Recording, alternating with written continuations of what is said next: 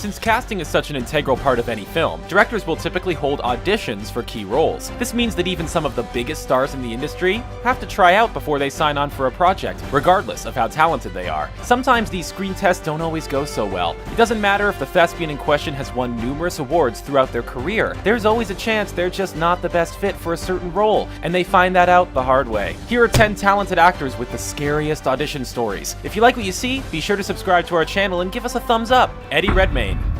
Eddie Redmayne has received an Oscar for playing Stephen Hawking, and is now a part of J.K. Rowling's famed wizarding world. But there is one thing we know he can't do: be a villain in a Star Wars film. Redmayne was one of the actors who read for Kylo Ren during pre-production on The Force Awakens, and it's safe to say he bombed his audition. Due to the secrecy of the project, Redmayne was reciting lines from other movies and only knew his would-be character was a bad guy. He started doing a poor Darth Vader impression and spoke in a funny voice, which didn't win over the casting directors. At least he has Newt's commander, Aaron Paul. The Breaking Bad star had a minor role in J.J. Abrams' Mission Impossible 3, so it's no surprise he met with the filmmaker again while Abrams was working on Cloverfield. When Paul arrived for the audition, Abrams had the actor tell a story of a cool card trick he performed during Mission Impossible 3, which caused Paul to lose his train of thought. Instead of delivering a 3-page monologue he memorized, Paul had to stop in the middle of it and apologize. All Abrams said was, "That's okay, thanks for coming in," and Paul left without the part. But shortly after, he became Jesse Pinkman, so it all worked out. Blake Lively. Lively looked to make movies at a very young age, trying out for the hit comedy Mrs. Doubtfire when she was just 5 years old. Blake's mom didn't want her daughter to get starstruck by Robin Williams, so she told Blake that she'd be reading with the comedian's twin brother. When Lively walked in, the filmmakers introduced her to the one and only Robin Williams, and Blake's response was, "You're not his twin?" You can probably guess how things went after that. When Blake came out of the room, she told Mom that Williams had morning breath and moved on. Now that Lively is a successful actress, she can laugh about that mishap. Chris Evans.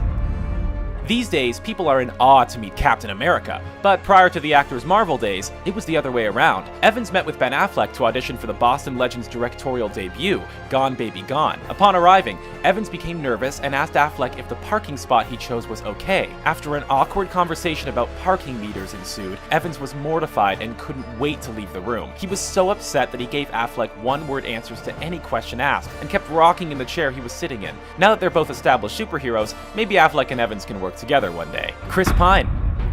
Chris Pine made a name for himself as the new Captain Kirk in the rebooted Star Trek series, but he could have had a role in a different 2009 sci-fi blockbuster. Pine was in the running for James Cameron's Avatar, but his audition went horribly. Recalling the experience, Pine mentioned that he went into the room not believing in himself as he tried to picture Cameron's ambitious vision for the film. He stopped halfway through his reading, and the casting director was either smiling or laughing at him. Neither one would be ideal, and the role of Jake Sully eventually went to Sam Worthington. Pine has led 3 successful Star Trek movies, so it's clear he's got talent. Jake Gyllenhaal. Jake Gyllenhaal has emerged as a chameleon actor, capable of completely transforming himself for a role, but he steered clear of big-budget productions. Maybe his awful experience auditioning for Lord of the Rings played a role in that. Gyllenhaal read for Frodo, but nobody told the actor that the character had an English accent. Alright then, keep your secrets. Gyllenhaal recited his lines in an American accent, which didn't please Peter Jackson. The director told Gyllenhaal to fire his agents, and felt it was one of the worst auditions he'd seen. This is why it's always best to prepare as much as possible, a lesson Gyllenhaal seems to have learned. Hey! Lay your palm flat on that tabletop! Leonardo DiCaprio. Leo has played everything from a sleazy stockbroker, to a dream thief, to a vicious slave owner in his career, so there's very little he can't do. Director Baz Luhrmann discovered one limitation of DiCaprio while casting Moulin Rouge: singing. Leo admitted he feels he has a horrible singing voice, but tried out for the musical anyway. Luhrmann played piano while DiCaprio sang a tune, and when the Oscar winner reached a high note, Luhrmann stopped and said, "I don't know if this conversation should continue." Leo has acted in numerous genres, but this is one he probably won't audition for again. Some people just aren't cut out for singing. Bradley Cooper. Bradley Cooper quickly rose to the top of the A-list, thanks to a trio of Oscar-nominated performances that made him an award season mainstay. But before he became a critical darling, his career could have taken a different trajectory. Cooper was one of the names considered for 2011's Green Lantern, but the actor didn't really take his audition seriously. His screen test amounted to doing an impersonation of Christian Bale's gravelly voiced Batman, when the casting people wanted him to just talk normally. Cooper didn't get the role, and that turned out to be a bullet dodged.